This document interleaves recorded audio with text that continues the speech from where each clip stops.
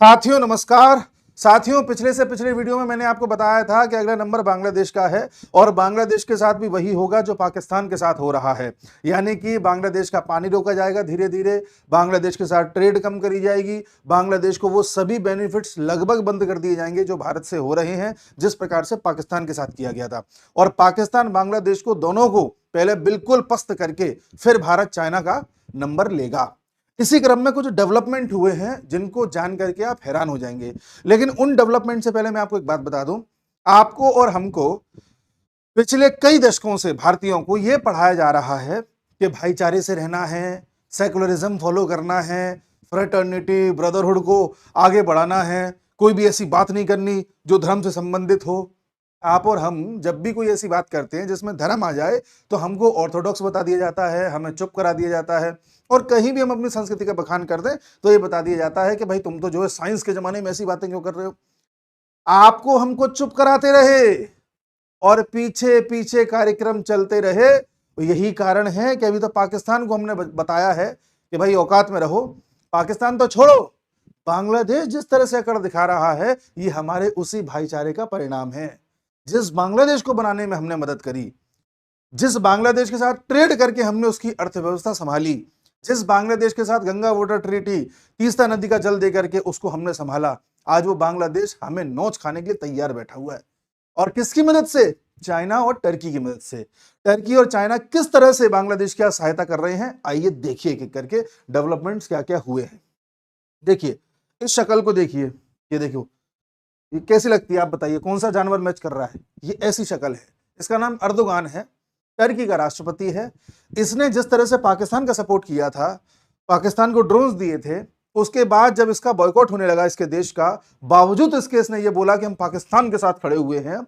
और अब ये क्या कर रहा है, बांग्लादेश में इसने यानी टर्की ने अपने कुछ एनजीओज खुलवा रखे हैं। उन एनजीओज के माध्यम से बांग्लादेश के, विशेष तौर से ढाका के कुछ यूनिवर्सिटीज और कॉलेजेस में इन्होंने एक मैप सर्कुलेट कराया है ग्रेटर बांग्लादेश का। यानी कि एक बड़ा बांग्लादेश बनाएंगे जिसमें भारत का बिहार भी होगा, उड़ीसा भी होगा, बंगाल भी होगा, नॉर्थ ईस्ट भी होगा, असम वगैरह ये सब होंगे और ग्रेटर बांग्लादेश बनेगा। इस तरह का एक मैप सर्कुलेट हो रहा है बांग्लादेश की यूनिवर्सिटीज में। करवा कौन रहा है? वो एनजीओ जो टर्की का है, बांग्लादेश में रह करके वहां की संस्कृति को, वहां के विचारों को आगे बढ़ा रहा है। ठीक है साहब। दूसरा, आपको तो याद होगा ये टर्की वही है जिसके लिए आपने और हमने ऑपरेशन दोस्त चलाया, यानी भारत ने। और इन्होंने दोस्त की ही पीठ पर कैसे खंजर घोंपा आपके और हमारे सामने है। आप और निभाइए भाईचारा और करिए मोदी जी भाईचारा। हम मोदी जी से क्या ही बोले, पूरे भारत के टेम्परामेंट वही है।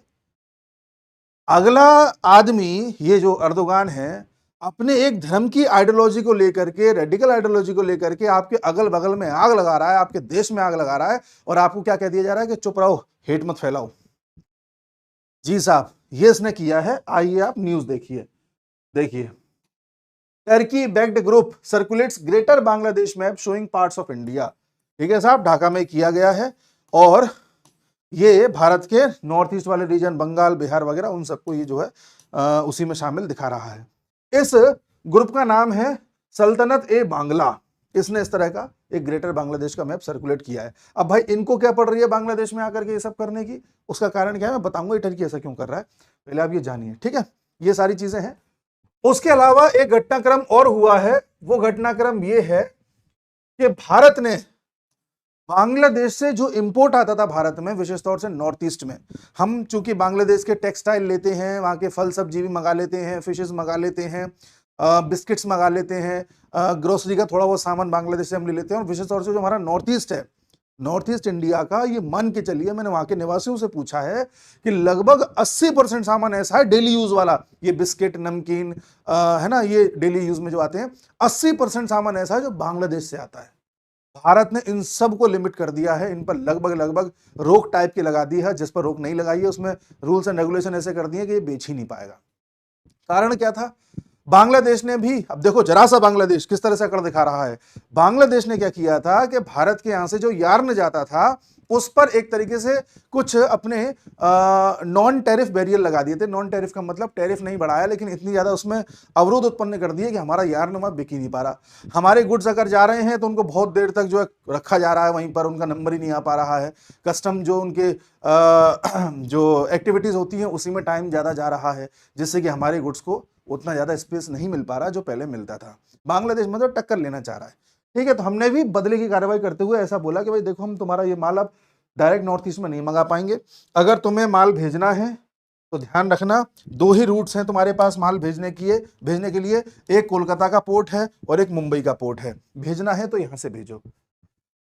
बाकी तुम जो यहाँ से सड़क मार्ग से भेज रहे थे और जो जितनी भी चेक पोस्ट होती हैं उनके माध्यम से आप भिजवा रहे थे, वो सब आपका जो है लिमिट किया जा रहा है। हालांकि भारत ने बांग्लादेश से आने वाली मछली पर लिमिट नहीं लगाई है, उस पर प्रतिबंध नहीं लगाया है। दूसरी बात, जो माल बांग्लादेश से निकलता है और भारत होते हुए नेपाल पहुंचता है, उस पर भी रोक भारत ने नहीं लगाई है। और भूटान पहुंचता है, उस पर भी रोक भारत ने नहीं लगाई है। हमें क्या मतलब, तुम लेके जाओ, हम नहीं लेंगे तुमसे। अब टेक्सटाइल कपड़ा बांग्लादेश का बहुत बिकता है, उस पर भी रोक लग गई इस बहाने। अब आ जा, याद करो पिछले से पिछली वीडियो मैंने आपको बताया था कि बांग्लादेश पर वैसे धीरे धीरे रोक लगेंगी। मैंने पानी की बात करी थी, बहुत जल्द पानी का भी नंबर आएगा। पानी का नंबर ऐसे आएगा, मैं उस दिन आपको एक ट्रीटी बताना भूल गया था। मैंने तीस्ता की तो बात कर ली थी क्योंकि वहां पर हमारी आर्मी और एयरफोर्स ने एक्सरसाइजेस करी हैं, लेकिन एक ट्रीटी और करी थी हमने बांग्लादेश के साथ 1996 में, वहां की आवामी लीग शेख हसीना ने और हमारे देवगौड़ा साहब ने। और ये ट्रीटी थी गंगा वाटर ट्रीटी। इसके तहत हुआ क्या था आप ये जानिए। देखिए, जो ये गंगा नदी आ रही है यूपी बिहार वगैरह होती हुई फिर ये बंगाल में पहुंचती है, तो यहां पर एक बराज बनाया हुआ हमने जिसको फरक्का बराज बोलते हैं। यहां से गंगा दो भागों में बट जाती है। एक को स्टार्टिंग में भागीरथी बोलते हैं, बाद में ये हुगली हो जाती है कोलकाता में। उसके बाद इसका एक भाग चला जाता है बांग्लादेश में, जिसे पद्मा बोलते हैं। पद्मा मिलती है इस ब्रह्मपुत्रा से, जिसे जमुना बोलते हैं। दोनों मिल करके मेघना के साथ मिलके फाइनली मेघना बन जाते हैं और बे ऑफ बंगाल में गिर जाते हैं। ठीक है साहब, तो बांग्लादेश को यह दिक्कत थी भारत से, वो ये चाहता था कि तुमने जो ये बराज बना लिया है, जो ये जलाशय बना लिया है, इससे तुम पानी रोक रहे हो और जो ये पानी हम तक आना चाहिए था वो उतना नहीं आ रहा जितना आना चाहिए। भारत ने कहा अच्छा तुम परेशान हो तो ठीक है, 30 साल के लिए 1996 में 30 साल के लिए हम एक ट्रीटी कर लेते हैं जिसके तहत तुमको ये आश्वासन दे देंगे कि पानी तुम्हारा रुकेगा नहीं। ये ट्रीटी ये थी कि मान लो फरक्का बराज पर 70,000 क्यूसेक पानी उपलब्ध होता है या उससे कम होता है। ठीक है, 70,000 क्यूसेक या उससे कम होता है, तो भारत और बांग्लादेश इस पानी को 50-50% बांट लेंगे। ठीक है साहब, अगर ये 70,000 से 75,000 क्यूसेक के बीच में रहता है, तब जो है बांग्लादेश को 35K मिलेगा, यानी 35,000 क्यूसेक मिल जाएगा अगर 70 से 75 के बीच में है। और अगर 75,000 क्यूसेक से ज्यादा है, इससे ज्यादा पानी उपलब्ध हो गया है, तो भारत जो है अपने पास 40K रखेगा, बाकी बचा कुचा बांग्लादेश को दे देगा। मान लो 90 हो जाता है तो भारत 40 रखेगा, बांग्लादेश के पास 50 गया। तो ये इस तरह की एक ट्रीटी थी जिसमें हर तरीके से बांग्लादेश को फायदा था। आप अगर चाहें तो देख सकते हैं, अगर 70 और उससे कम है तो 50-50, 70 से 75 के बीच में है तो बांग्लादेश को 35, बचा कुचा भारत को। अगर 75 से ज्यादा है तो भारत को 40, बचा कुचा बांग्लादेश को। इस ट्रीटी के माध्यम से बांग्लादेश ने अपना एग्रीकल्चर तथा अन्य चीजों को वहां पर अपना डेवलप कर लिया। उसको लगा कि भारत ऐसे ही देता रहेगा, इनका तो काम ही है पानी देना, सारी चीजें हमारी पूरी करना। लेकिन ये ट्रीटी अगले साल 2026 में होने वाली है एक्सपायर, और भारत और बांग्लादेश को चाहिए कि इस पर पुनर्विचार करें। अब जब पुनर्विचार करने का नंबर आएगा तो आपको क्या लगता है, ये अब भारत क्या पहले की तरह दान दे देगा? बिल्कुल नहीं देगा। भारत कहेगा कि भैया अब हम जो है तुमको बहुत दे लिए, अब तुम अपना देखो, हम अपना देखते हैं। यहां से भारत इनकी गर्दन दबाएगा। ठीक है साहब, बांग्लादेश जरा सा देश है, अकड़ इतनी दिखा रहा है। कारण यह है कि जो मोहम्मद यूनुस है, उस यूनुस को कायदे से हट जाना चाहिए, चुनाव करा देने चाहिए। वहां का आर्मी चीफ भी कह रहा है यूनुस चुनाव कराना नहीं चाहता और लोगों को डरा करके भारत के प्रति नफरत पैदा करके कैसे भी करके अपना एग्जिस्टेंस बचाना चाहता है। तो बांग्लादेश का एग्जिस्टेंशियल क्राइसिस है ठीक उसी प्रकार से जैसे पाकिस्तान का है, बांग्लादेश में भी विशेष तौर पर मोहम्मद यूनुस का। और बांग्लादेश को यह भी पता है कि हमारे पास इस समय चारों तरफ से आफत आई हुई है। भारत की आर्मी यहां पर एक्सरसाइज कर रही है, यहां पर जो है ये अराकन आर्मी परेशान कर रही है, यहां पर चीन वाले परेशान कर रहे हैं, यहां पर भारत पता नहीं किस तरह के डेवलपमेंट करा रहा है। दूसरा, इसको यह भी डर लग रहा है कि कहीं ऐसा ना हो कि किसी दिन पाकिस्तान की गुस्सा भारत हम पे निकाल दे, इसलिए आए दिन उल्टे सीधे बयान देता है। हालांकि टर्की ने बांग्लादेश को जिस तरह से सपोर्ट किया है सो तो किया ही है, अभी ये चाइना भी कोई कम नहीं है, चाइना ने अभी एक खेल खेल दिया है, वो आप देखिए, ये देखिए चाइना ने कुछ अपने ऑफिशियल्स भेजे हैं सिलीगुड़ी कॉरिडोर के पास, बांग्लादेश में एक एयरबेस है वहां पर। देखिए इस एयरबेस के बारे में मैं आपको बताता हूं, लाल मुनीरत एयरबेस है, ये वर्ल्ड वॉर 2 के टाइम पर अंग्रेजों द्वारा यूज किया जाता था और यहां पर एक हवाई पट्टी भी मौजूद है।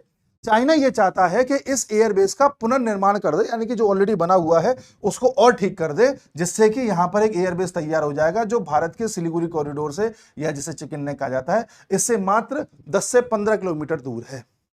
इससे चाइना को एडवांटेज ये मिलेगा कि कल को भारत से युद्ध होता है चाइना का या बांग्लादेश का, तो चाइना यहां से टेक ऑफ करके भारत की चिकन नेक को काट सकता है।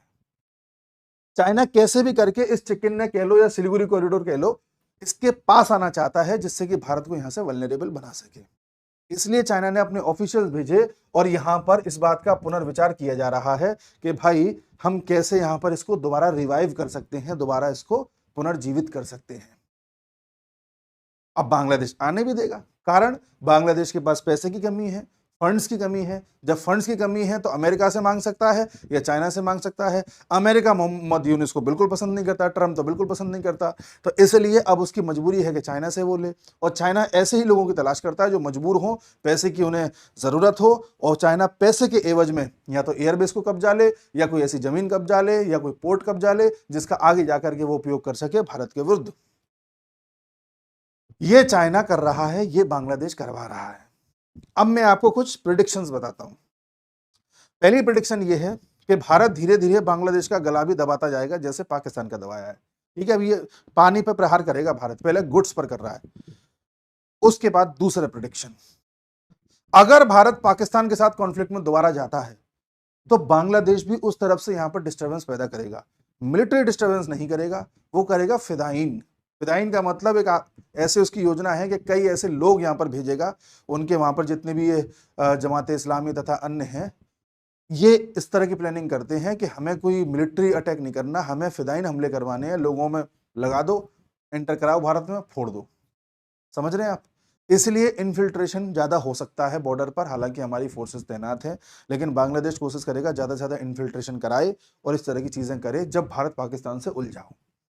तीसरी चीज जो होगी वो ये कि बंगाल में और ज्यादा ये अपने इसी मैसेज को पेनिट्रेट करेंगे जैसे बांग्लादेश में हो रहा है। याद करिए बंगाल में जो ये हिंसा हो रही थी, जो बाद में ढक गई भारत पाकिस्तान की वजह से, लगातार किस तरह से वहां लगातार हिंसा हो रही थी और हिंदुओं को भगाया जा रहा था, वो सारी चीज हम सबके सामने है।